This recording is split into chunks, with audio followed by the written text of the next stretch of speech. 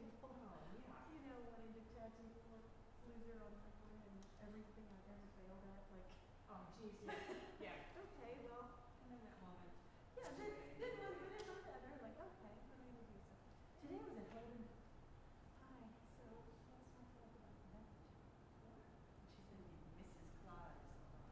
Mainly I'm Mrs. Claus, which is a Sunday gig, which is beyond magical. I'll be at the veranda. Oh, no kidding. Yeah, I was at the veranda last week. So it is so. Yeah, not bad. Even teenage girls are just thankful. Yeah. How are you? Anything on the time?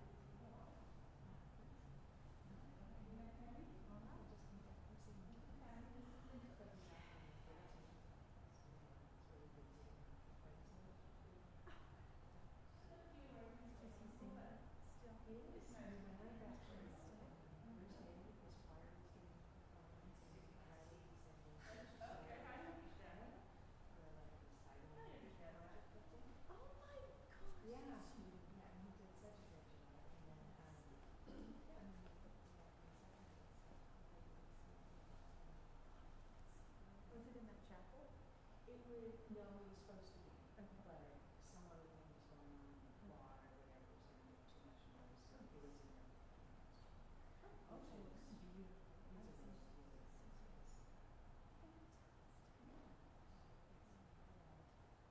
So, and this baby Nicole is at a concert tonight? She's a concert tonight.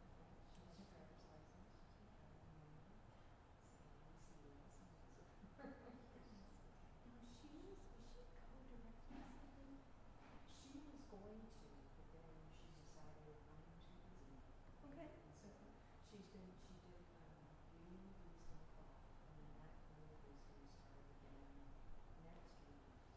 And they're going to go to, they have their recent figure painting at the Jubilee Theater Festival. Yay! In Atlanta, Georgia. Okay, like they did last time. Yes, but they went to Sacramento. Oh, but this will be late. Yeah. So it's a bigger. That's fantastic. With the truncated version of Beauty and the Beast. 15 minutes. Okay. 15 minutes, but everybody has to be in the size space that they're moving. Yeah. How meaningful. Yeah, she loves theaters. She's So theater good. major. She's whatever goes for her. Yeah.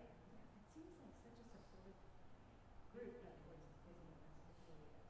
Yeah, and the director, her day job is in theater with school with kids with disabilities. Great.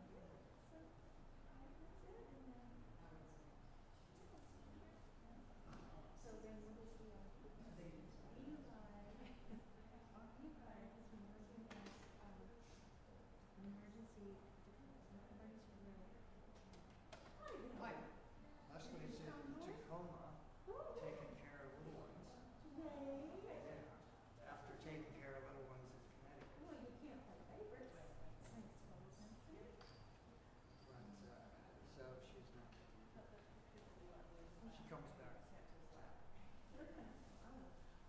Pick that girl up. Yeah. Yeah. How are you? So we're not. You know, my mom had one of these for your thing, and it's Orinda. Cancer. They're meeting, so that's why, you know, in Arkansas, I was thinking about it. That's what I thought. It's been great to in Arkansas. And my sisters and I are all in the same age, about getting out of the house, and they always say, "Oh, so much tears." And you're all three are lifting the sofa together. No, I do that all by myself. Leslie got a crick in the neck, I think. Maybe babies, Now yeah. she needs to do equal two babies.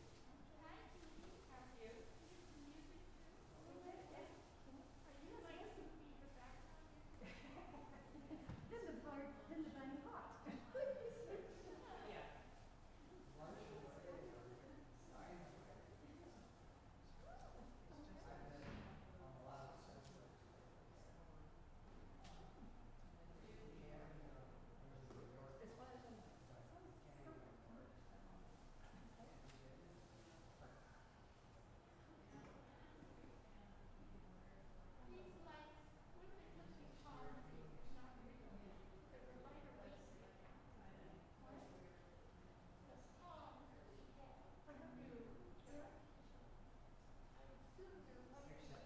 It's fun. That's a great question. I think they just moved them to the side so you can. No, they're right, I see them. Yeah. I see them, yes. So this is.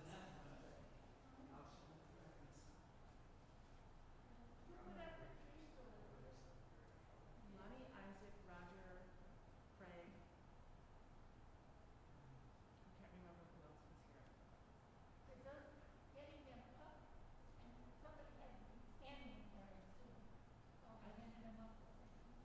Roger said that Isaac took a leadership role in the process.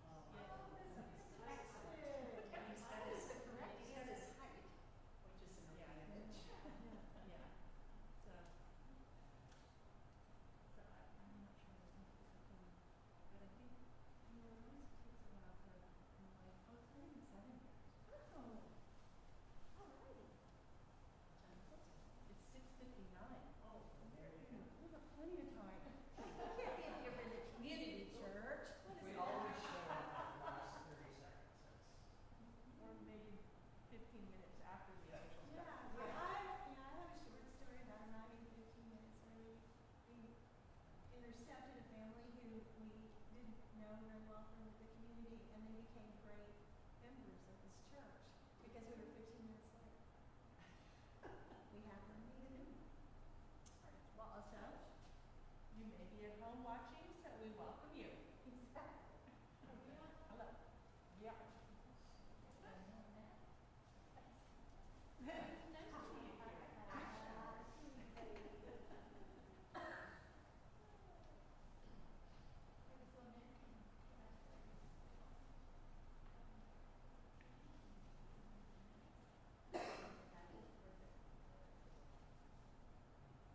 Last year, she and Roger were sitting there holding the little teddy bears.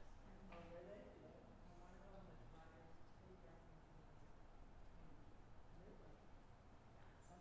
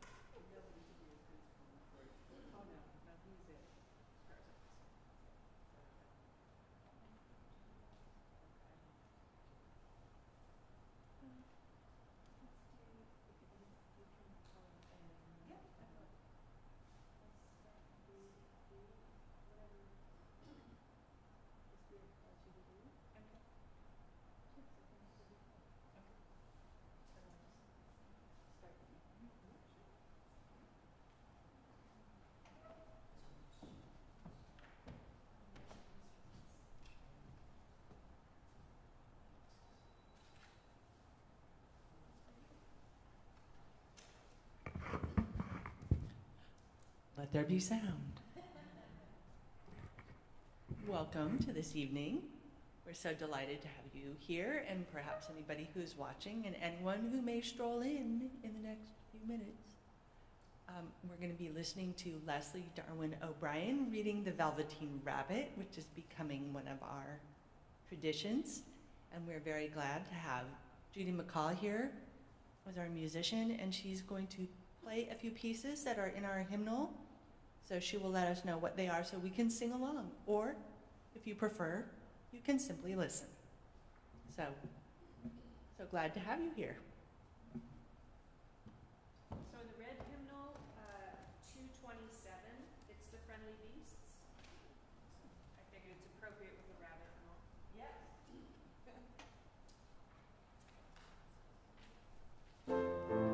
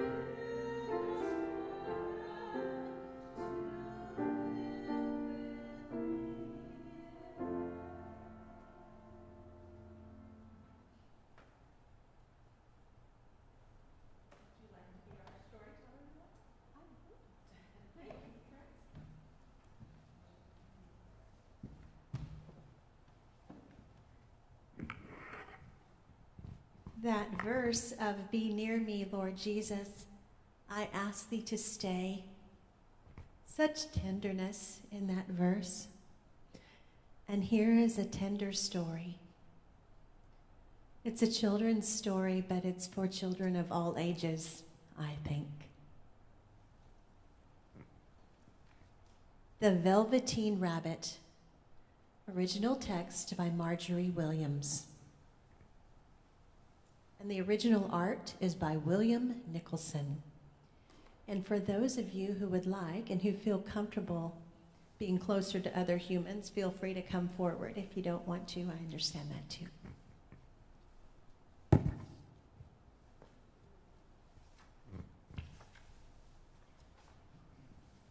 The Velveteen Rabbit, or How Toys Become Real.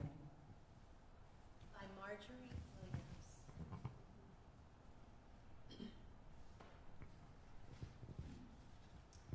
There once was a Velveteen Rabbit, and in the beginning he was really splendid. He was fat and bunchy as a rabbit should be. His coat was spotted brown and white, and he had real thread whiskers, and his ears were lined with pink sateen. On Christmas morning, when he sat wedged at the top of the boy's stocking with a sprig of holly between his paws, the effect was charming. There were other things in the stocking, nuts and oranges and a toy engine and chocolate almonds and a clockwork mouse. But the rabbit was really quite the best of all. For at least 2 hours, the boy loved him.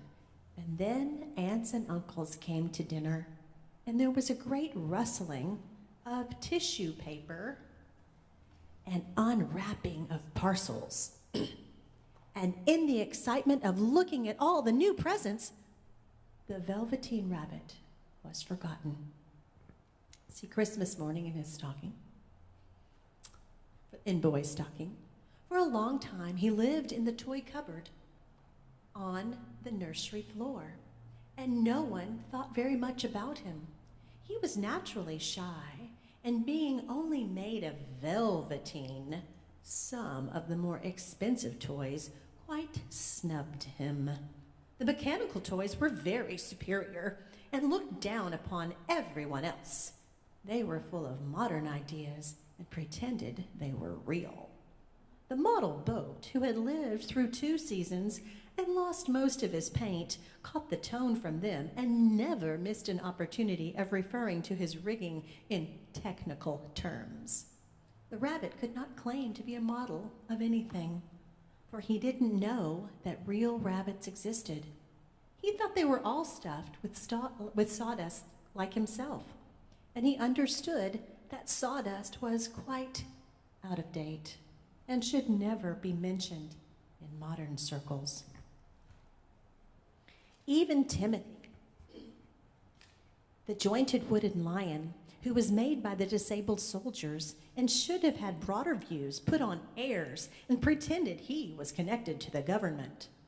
Between them all, the poor little rabbit was made to feel himself very insignificant and commonplace. And the only person who was kind to him at all was the skin horse. The skin horse had lived longer in the nursery than any of the others. He was so old that his brown coat was bald in patches and showed the seams underneath. And most of the hairs in his tail had been pulled out to string bead necklaces. He was wise, for he had seen a long succession of mechanical toys arrive to boast and swagger, and by break their mainsprings and pass away. And he knew that they were only toys that would never turn into anything else. For nursery magic is very strange and wonderful, and only those playthings that are old and wise and experienced like the skin horse understand all about it. What What is real? Asked the rabbit one day when they were lying side by side near the nursery fender before Nana came to tidy the room. Does it mean having things that buzz inside you and a stick-out handle? Real isn't how you are made, said the skin horse. It's a thing that happens to you. When a child loves you for a very long time, not just to play with, but really loves you, you become real. Does it hurt? Asked the rabbit. Sometimes, said the skin horse, for he was always truthful. When you are real, you don't mind being hurt. Does it happen all at once, like being wound up, he asked, or bit by bit? It doesn't happen all at once, said the skin horse. You become. It takes a long time. That's why it doesn't often happen to people who break easily or have sharp edges or who have to be carefully kept. Generally, here's an illustration of the skin horse telling the story, if y'all can see. The rabbit is listening very intently. Generally, by the time you're real, most of your hair has been loved off, and your eyes drop out, and you get loose in the joints and very shabby. But these things don't matter at all, because once you are real, you can't be ugly, except to people who don't understand. I suppose you are real, said the rabbit, and then he wished he had not said it, for he thought the skin horse might be sensitive. But the skin horse only smiled. The boy's uncle made me real, he said. That was a great many years ago. But once you're real, you can't become unreal again. It lasts for always. The rabbit sighed. He thought it would be a long time before this magic called real happened to him. He longed to become real, to know what it felt like. And yet, the idea of growing shabby and losing his eyes and whiskers was rather sad. He wished he could become it without those uncomfortable things happening to him. There was a person called Nana who ruled the nursery. Sometimes she took no notice of the playthings lying about. And sometimes, for no reason whatever, she went swooping about like a great wind and hustled them away in cupboards. She called this tidying up. And the playthings all hated it, especially the tin ones. The rabbit didn't mind so much, for wherever he was thrown, he came down soft. One evening, when the boy was going to bed, he couldn't find the china dog that always slept with him. Nana was in a hurry, and it was too much trouble to hunt for china dogs at bedtime, so she simply looked about her, and seeing that the toy cupboard door stood open, she made a swoop. "Here," she said, "take your old money. He'll do to sleep with you." And she dragged the rabbit out, one by one ear, and put him into the boy's arms. That night, and for many nights after, the Velveteen Rabbit slept in the boy's bed. At first, he found it rather uncomfortable, for the boy hugged him very tight, and sometimes he even rolled over on him, and sometimes he pushed him so far under the pillow that the rabbit could scarcely breathe. And he missed, too, those long moonlight hours in the nursery when all the house was silent and his talks with the skin horse. But very soon he grew to like it, for the boy used to talk to him. and made nice tunnels for him under the bedclothes that he said were like burrows that real rabbits lived in. And they had splendid games together in whispers. When Nana had gone away to her supper and left the nightlight burning on the mantelpiece. And when the boy dropped off to sleep, the rabbit would snuggle down close under his little warm chin and dream, with the boy's hands clasped close round him all night long. And so time went on, and the little rabbit was very happy, so happy that he never noticed how his beautiful velveteen fur was getting shabbier and shabbier, and his tail was becoming unsewn, and all the pink rubbed off his nose where the boy had kissed him. Here he is.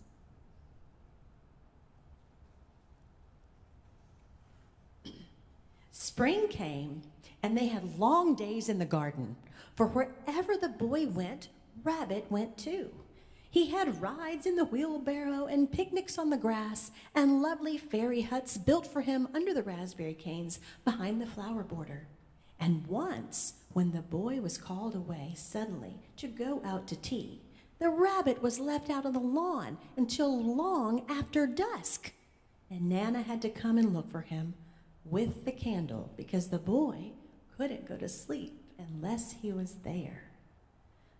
He was wet through with the dew and quite earthy from diving into the burrows the boy had made for him in the flower bed, and Nana grumbled as she rubbed him off with the corner of her apron. "You must have your old bunny," she said. "Fancy all that fuss for a toy." The boy sat up and stretched out his hands. "Give me my bunny," he said.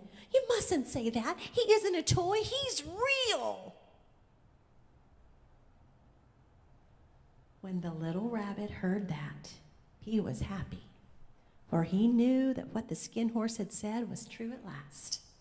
The nursery magic had happened to him, and he was a toy no longer. He was real. The boy had said it himself. That night, he was almost too happy to sleep, and so much love stirred in his little sawdust heart that it almost burst, and into his boot-button eyes that had long ago lost their polish, there came a look of wisdom and beauty. So that even Nana noticed it the next morning when she picked him up and said, "I declare, if that old bunny hasn't got quite a knowing expression." That was a wonderful summer. Near the house where they lived, there was a wood, and in the long June evenings, the boy liked to go there after tea to play. He took the Velveteen Rabbit with him, and before he wandered off to pick flowers or play at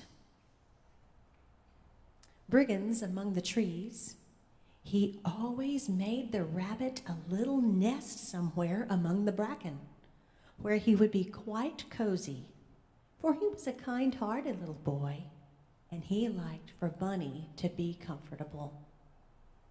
One evening, while the rabbit was lying there alone, watching the ants that ran to and fro between his velvet paws in the grass, he saw two strange beings creep out of the tall bracken near him. They were rabbits like himself, but quite furry and brand new. They must have been very well made, for their seams didn't show at all. And they changed shape in a queer way when they moved. One minute they were long and thin, and the next minute they were fat and bunchy, instead of saying the same like he always did. Their feet padded softly on the ground, and they crept quite close up to him, twitching their noses, while the rabbit stared hard to see which side the clockwork stuck out, for he knew that people who generally jump generally have something to wind them up. But he couldn't see it. They were evidently a new kind of rabbit altogether. They stared at him. The little rabbit stared back. All the time, their noses twitched. "Why don't you get up and play with us?" one of them asked. "I don't feel like it," said the rabbit, for he didn't want to explain that he had no clockwork. "Ho!" said the furry rabbit. "It's as easy as anything." And he gave a big hop sideways and stood on his hind legs. "I don't believe you can," he said. "I can," said the little rabbit. "I can jump higher than anything." He meant that when the boy threw him, but of course, he didn't want to say so. "Can you hop on your hind legs?" asked the furry rabbit.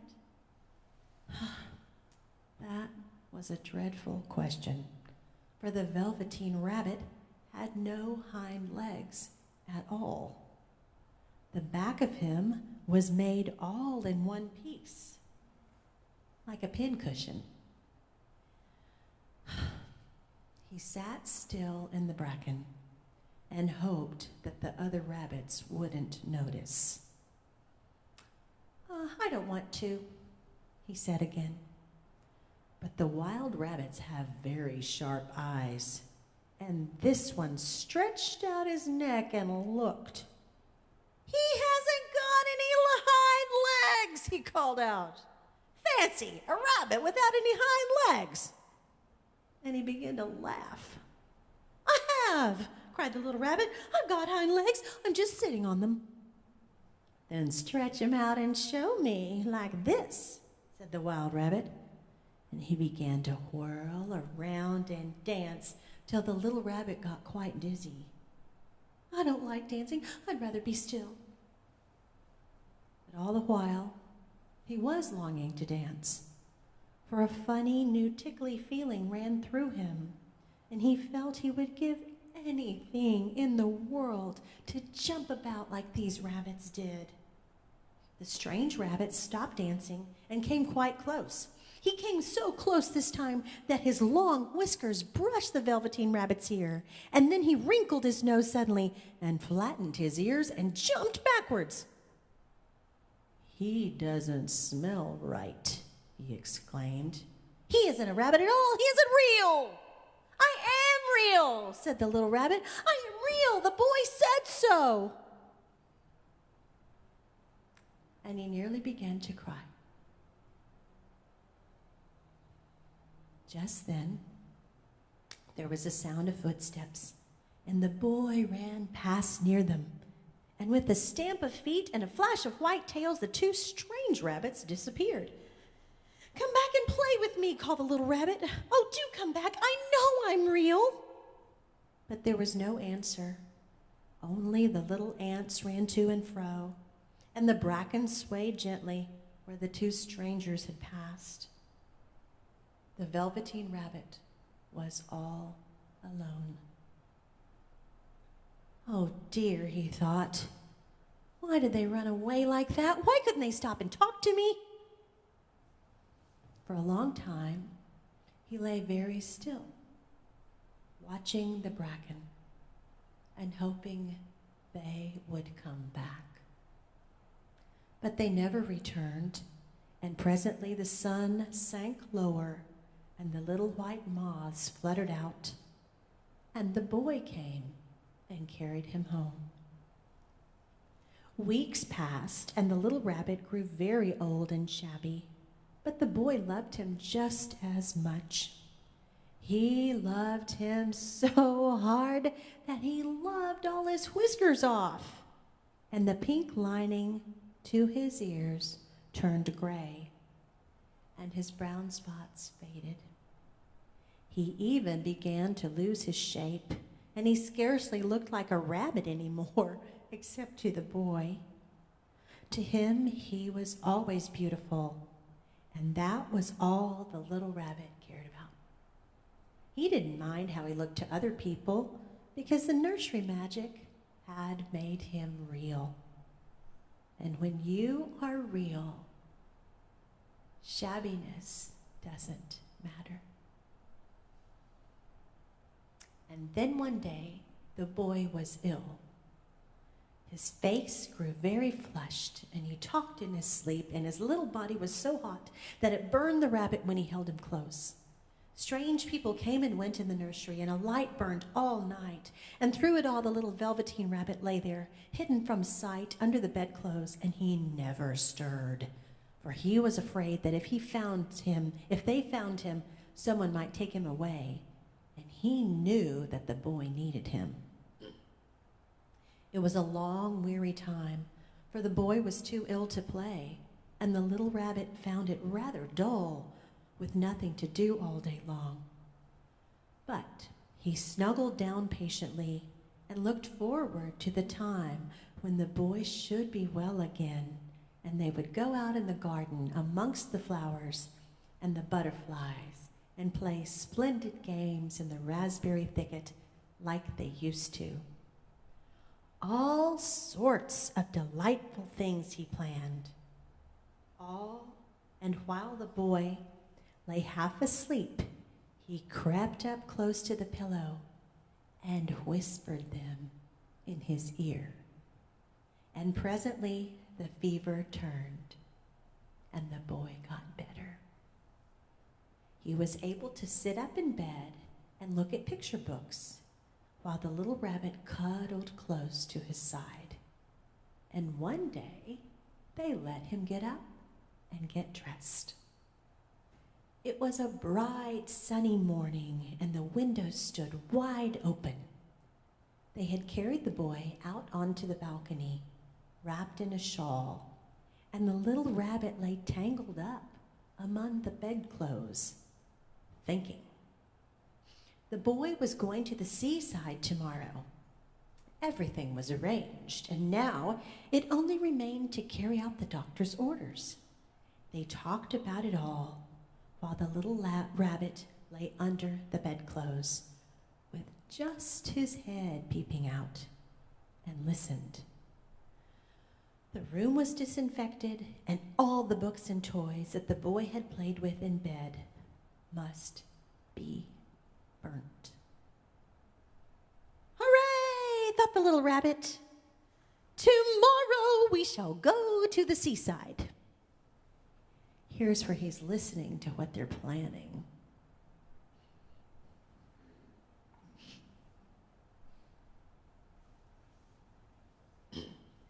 For the boy had often talked of the seaside, and he wanted very much to see big waves coming in and the tiny crabs and the sandcastles.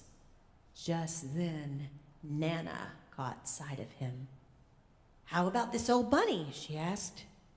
"That?" said the doctor. "Why, it's a mass of scarlet fever germs. Burn it at once." "What?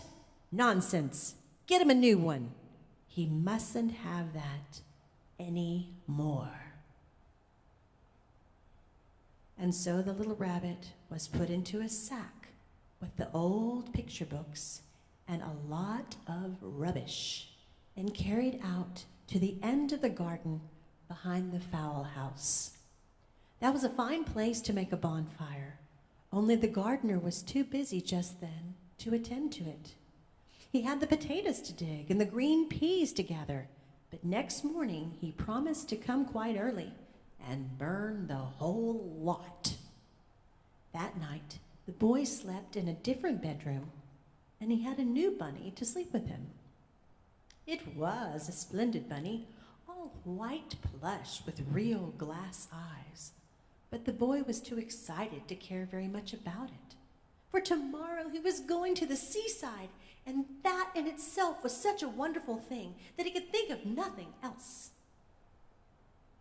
And while the boy was asleep, dreaming of the seaside, the little rabbit lay among the old picture books in the corner behind the fowl house, and he felt very lonely. The sack had been left untied, and so by wriggling a bit, he was able to get his head through the opening and look out. He was shivering a little, for he had always been used to sleeping in a proper bed, and by this time his coat had worn so thin and threadbare from hugging that it was no longer any protection to him. Nearby, he could see the thicket of raspberry canes growing tall and close like a tropical jungle, in whose shadow he had played with the boy on bygone mornings. He thought of those long, sunlit hours in the garden, how happy they were, and a great sadness came over him. He seemed to see them all pass before him, each more beautiful than the other. The fairy huts in the flower bed, the quiet evenings in the wood when he lay in the bracken and the little ants ran over his paws. The wonderful day when he first knew that he was real. He thought of the skin horse, so wise and gentle, and all that he had told him. Of what use was it to be loved and lose one's beauty and become real if it all ended like this? And a tear,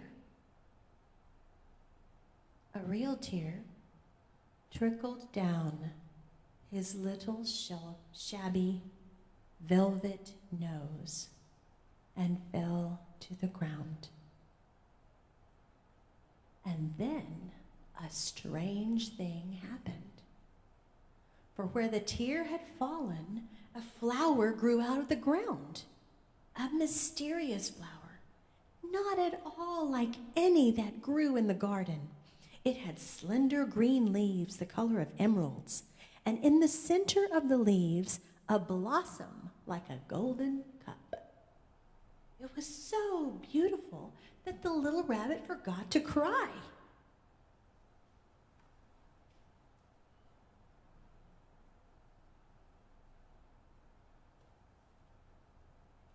And he just lay there watching it. And presently the blossom opened, and out of it there stepped a fairy. She was quite the loveliest fairy in the whole world. Her dress was of pearl and dewdrops, and there were flowers around her neck and in her hair, and her face was like the perfect flower of all. And she came close to the little rabbit and gathered him up in her arms and kissed him on his velvety nose that was all damp from crying. "Little rabbit," she said, "don't you know who I am?" The rabbit looked up at her, and it seemed to him that he had seen her face before, but he couldn't think where. "I am the nursery magic fairy," she said. "I take care of all the playthings that children have loved. When they are old and worn out and the children don't need them anymore, then I come and take them away with me and turn them into real." "Wasn't I real before?" asked the little rabbit. "You were real to the boy," the fairy said, "because he loved you. Now you shall be real to everyone." And she held the little rabbit close in her arms and flew with him into the wood. It was light now, for the moon had risen. All the forest was beautiful, and the fronds of the bracken shone like frosted silver. In the open glade between the tree trunks, the wild rabbits danced with their shadows on the velvet grass. But when they saw the fairy, they all stopped dancing and stood round in a ring to stare. "I've brought you a new playfellow," the fairy said. "You must be very kind to him and teach him all he needs to know in Rabbitland, for he is going to live with you forever and ever." And she kissed the little rabbit again and put him down in the grass. "Run and play, little rabbit," she said. Look at him. And his caption says, "At last, at last."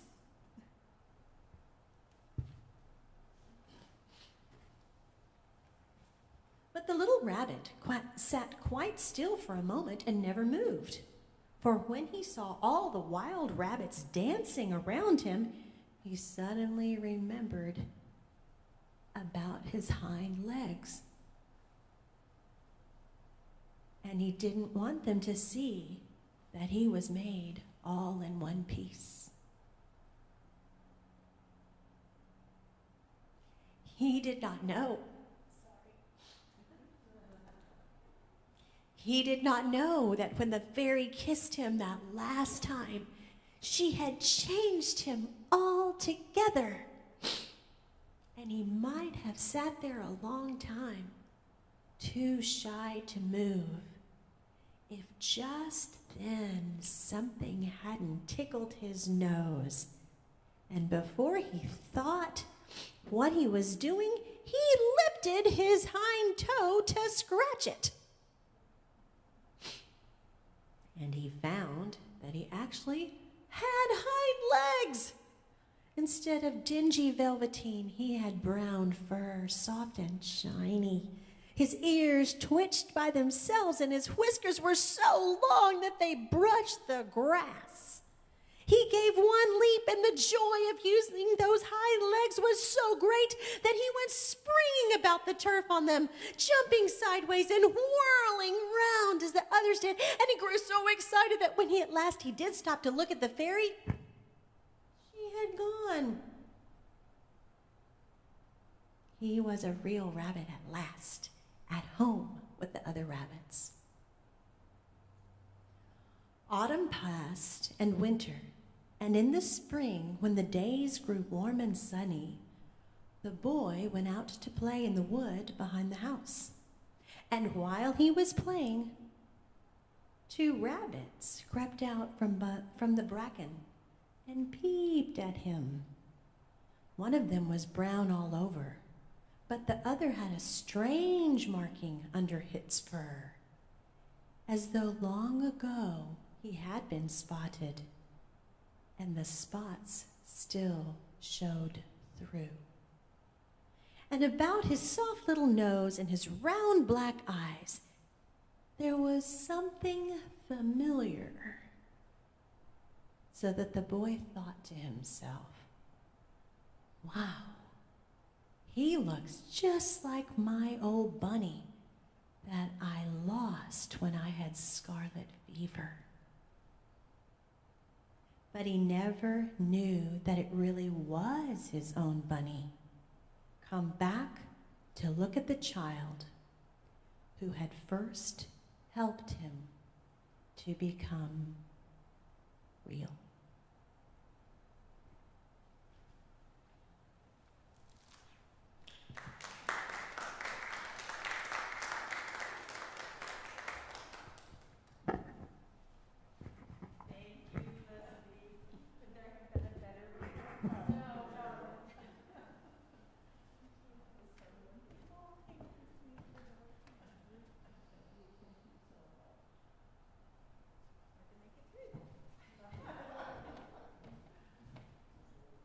Just like being a kid again and listening to the best storyteller.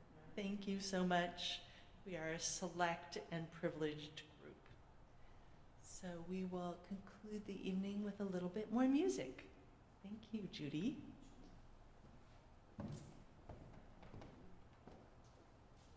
In the Wren hymnal number 246, Joy to the World.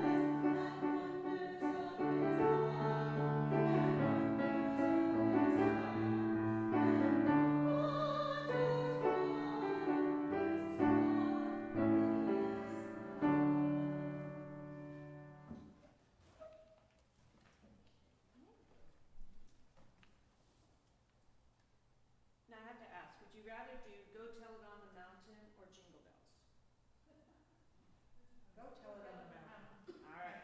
Sing the black hymnal number 134. 134? 154.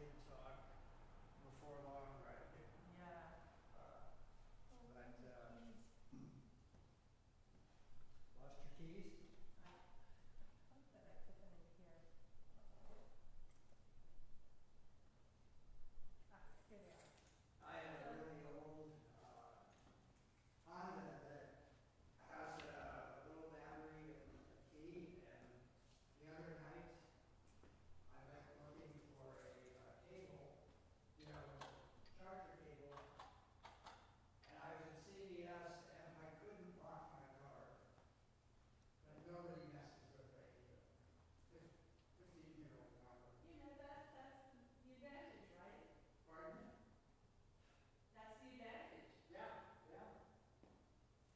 So, see you, Well, thanks for coming, Carl.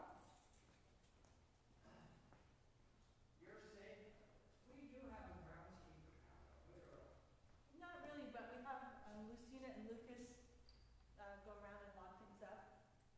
But tonight, Is she living in the yeah, apartment? yeah, she and her partner, and that's been a good arrangement. Yeah, yeah. So, But you feel safe leaving at night?